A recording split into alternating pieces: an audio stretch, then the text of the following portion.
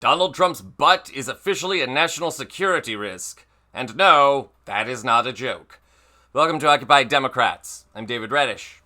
Fair warning, if you're already frightened that this story will veer into excremental territory, it's not quite that bad.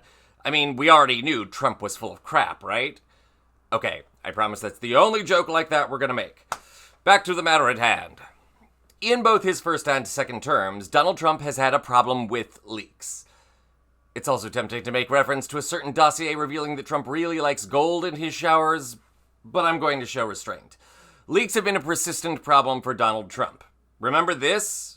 We have somebody in what I call the failing New York Times that's talking about he's part of the resistance within the Trump administration. This is what we have to deal with. And, you know, the dishonest media, because you people deal with it as well as I do. But it's really a disgrace. President Trump reacted defiantly to this opinion piece published today by the New York Times. The paper said the author was a senior administration official. If the failing New York Times has an anonymous editorial, can you believe it? Anonymous, meaning gutless. The author, who wrote many senior Trump administration officials, quote, are working diligently from within to frustrate parts of his agenda and his worst inclinations. The root of the problem, the official continued, is the president's amorality. The author described meetings where the president, quote, engages in repetitive rants and occasionally made reckless decisions that have to be walked back. Or this ongoing debacle? Tonight from Democrats' disbelief and dismay. This is utterly unprofessional. There's been no apology.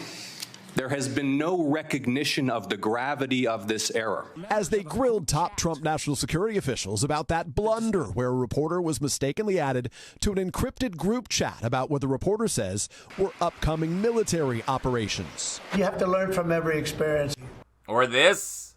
All right, here we go. Several top Trump officials have reportedly had some of their personal data leaking online, adding to the fallout of the administration's Signal chat leak. Peter Ducey joins us from the White House with more. Good morning, Peter.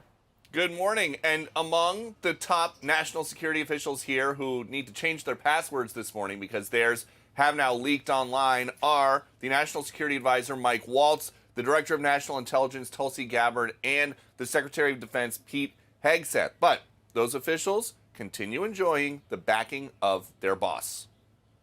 It's all a witch hunt. Here we are talking about some of the greatest business deals ever made. The greatest companies in the world are moving into the United States, and you want to ask about whether or not Signal works. I don't know that Signal works. I think Signal could be defective, to be honest with you. You get the idea. Remember, folks, it's only been 100 days. And now it turns out Trump himself is one of the leakers. Here's some context. You'll recall that 1 week ago, Trump sat down with The Atlantic, the very publication at the center of the Signalgate scandal. Amid Trump's usual ranting, raving, lying, and self-aggrandizement, one detail seems to have gotten lost in the cracks. Why choose The Atlantic in the first place, especially if Trump attacks them as fake news and a failing magazine? As it turns out, it might be because he embarrassed himself. Let's listen to Lawrence O'Donnell call this out. Well, imagine a 78-year-old man who often speaks incoherently and lies to you in ways that leave you wondering whether he is a pathological liar or delusional or both, pocket dials someone he doesn't want to talk to at 1:28 a.m. And then imagine that same 78-year-old man is angrily braying at the world at 5:24 a.m., claiming people have committed crimes that do not exist, and coming up with a name for those people committing the crimes that don't exist, using words that have never been joined together and make absolutely no sense, calling them, quote, negative criminals.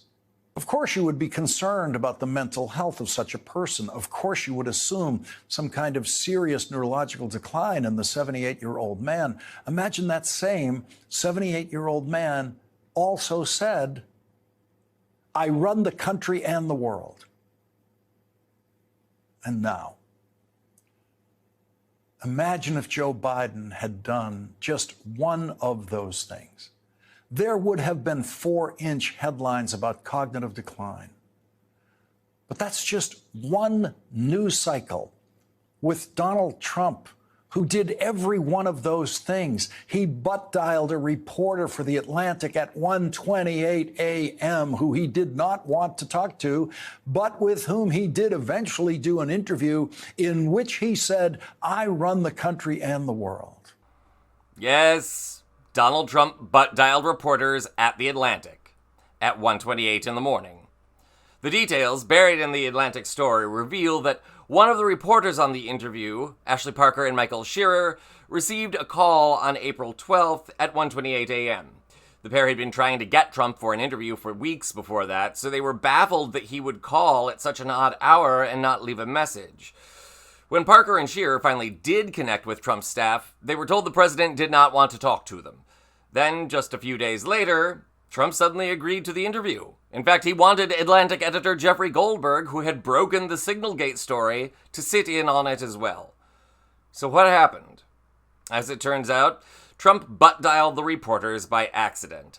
Perhaps to save face then, he agreed to the interview.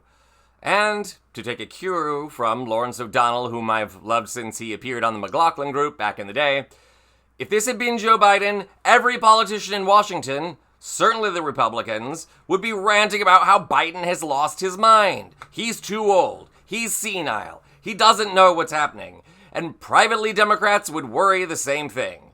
And for some reason, Trump, whose speeches are ever more meandering and nonsensical, who is constantly backtracking on policy decisions, doesn't get the same blowback.